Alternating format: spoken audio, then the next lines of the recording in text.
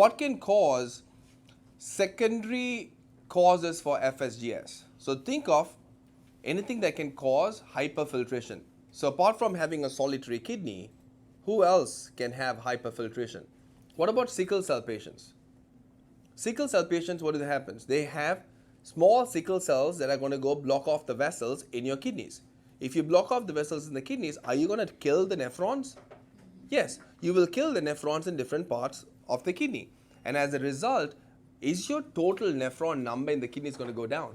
Yes, it is. And therefore, you'll end up with hyperfiltration. So if somebody was born with a solitary kidney or somebody had a nephrectomy, the remaining kidney can now develop nephrotic syndrome. Why? Because you're going to hyperfilter through all of those nephrons. Similarly, instead of removing a whole kidney, if somebody had sickle cell disease is going to have microvascular occlusion in these areas in the kidney because they become very hypoxic in those parts of the kidney, and therefore those nephrons are going to die. And if those cells die, now you're going to knock off nephron number in both kidneys. So the total number of nephrons that are working is much less. Less nephrons equals more work for those nephrons, more blood filtering through them, so hyperfiltration.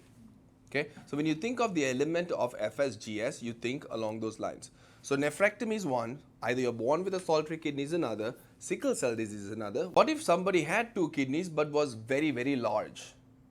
If somebody was obese, would they have a much bigger mass?